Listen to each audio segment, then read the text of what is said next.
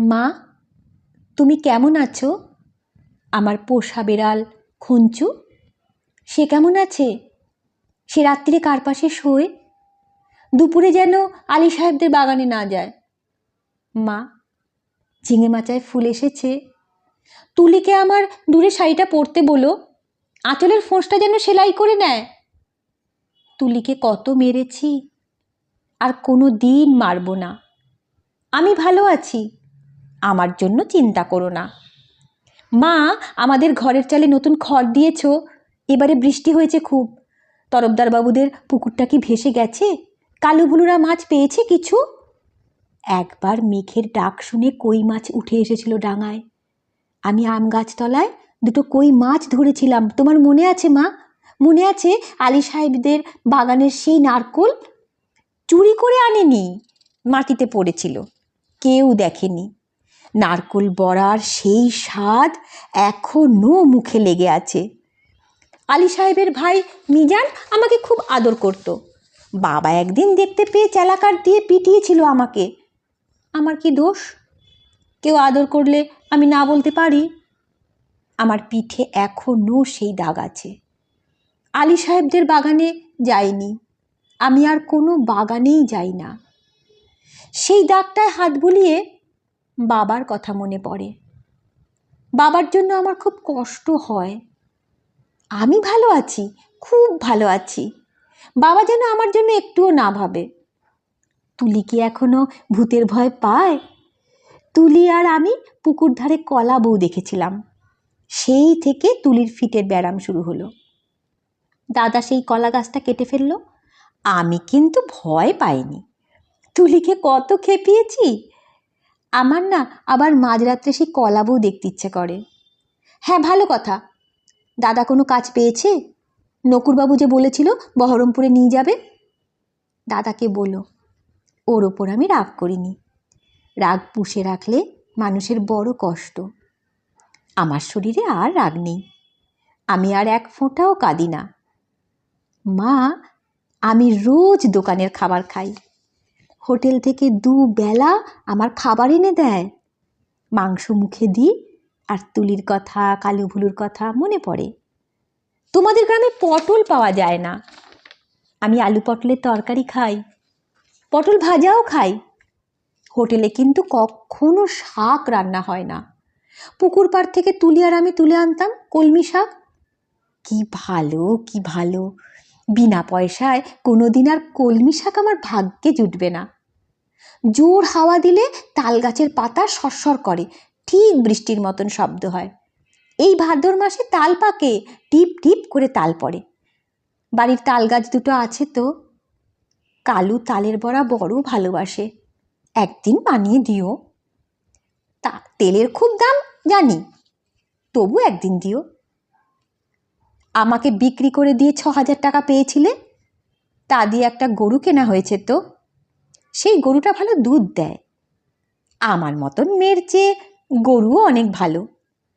গরুর দুধ বিক্রি করে সংসার সুসার হয়, গরুর বাছুর হয়, তাতেও কত আনন্দ হয়। বাড়িতে কন্যা সন্তান থাকলে কত জ্বালা। দুবেলা ভাত দাও রে, শাড়ি দাও রে, বিয়ের জোগাড় করো রে, হাবুল মিজান শ্রীধরদের থাবা থেকে মেয়েকে বাঁচাও রে। আমি কি বুঝি না? সব বুঝি। কেন আমায় বিক্রি করে দিলে তাও তো বুঝি। সেই জন্যই তো আমার কোনো রাগ নেই, অভিমান নেই। আমি তো ভালোই আছি, খেয়ে পড়ে আছি। তোমরা ওই টাকায় বাড়িঘর সারিয়ে নিও ঠিকঠাক। কালুগুলোকে স্কুলে পাঠিও, তুলিকে ব্রেন ডাক্তারের ওষুধ খাইও। তুমি একটা শাড়ি কিনো, বাবার জন্য একটা ধুতি। দাদার একটা ঘড়ির শখ, তাকে ওই টাকায় কুলোবে? আমি কিছু টাকা জমিয়েছি, সোনার দুল গড়িয়েছি। একদিন কি হলো জানো মা?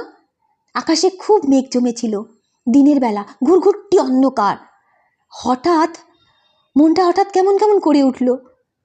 দুপুরবেলা চুপি চুপি বেরিয়ে ট্রেনে চেপে বসলাম। স্টেশনে নেমে দেখি একটা মাত্র সাইকেল রিক্সা। খুব ইচ্ছে হলো একবার বাড়িটা দেখে আসি। রথতলার মোড়ে আসতেই কারা যেন চেঁচিয়ে উঠল, কে যায়, কে যায়? দেখি হাবুল শ্রীধরদের সঙ্গে তাস খেলছে দাদা। আমাকে বলল, হারামজাদি, কেন ফিরে এসেছিস? আমি ভয় পেয়ে বললাম, ফিরে আসিনি গো, থাকতেও আসিনি, শুধু একবার শুধু দেখতে এসেছি। হাবুল বলল, এটা একটা বেবুসে মাগি। কি করে জানলো বলো তো? তা কি আমার গায়ে লেখা আছে? আরেকটা ছেলে, চিনি না, বলল, ছি ছি ছি, গায়ের বদনাম। হাবুল রিকশাওয়ালাকে চোখ রাঙিয়ে বলল, ফিরে যা। আমি বললাম, দাদা, আমি মায়ের জন্য কটা টাকা এনেছি, আর তুলির জন্য। দাদা টেনে এক চড় কষালো আমার গালে। আমার বিক্রির টাকা হকের টাকা, আর আমার রোজগারের টাকা নোংরা টাকা।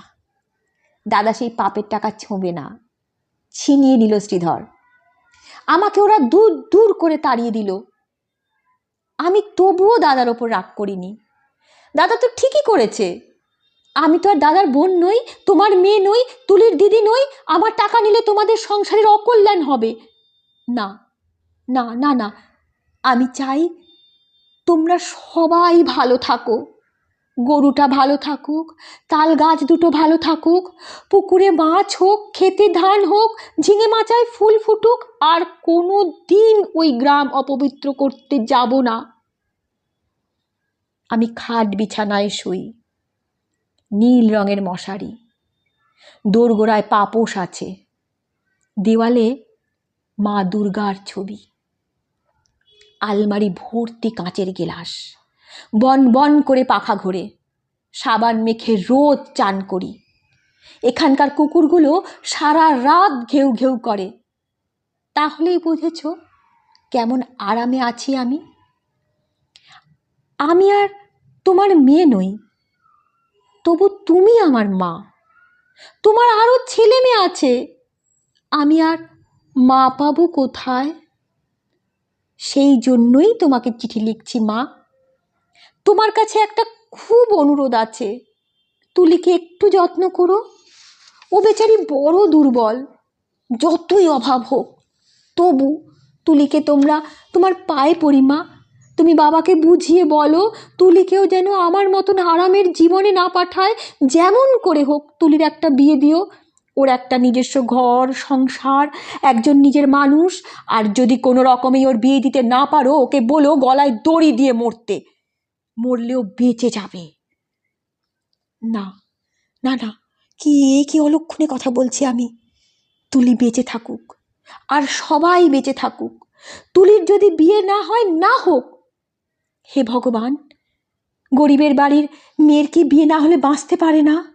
বিয়ে না হলে তাকে গ্রামের সবাই ঠোকরাবে। দু পায়ে জোর হলে তুলি কোথাও চলে যাক, মাঠ পেরিয়ে, জলা পেরিয়ে, জঙ্গল পেরিয়ে, আরও দূরে, যেদিকে দু চোখ যায়। এমন জায়গা নিশ্চয়ই কোথাও আছে, কোথাও না কোথাও আছে, যেখানে মানুষেরা সবাই মানুষের মতন, কামড়ে দেয় না, আছড়ে দেয় না, গায়ে ছ্যাঁকা দেয় না, লাথি মারে না, যেখানে একটা মেয়ে শুধু মেয়ে নয়, মানুষের মতো বাঁচতে পারে।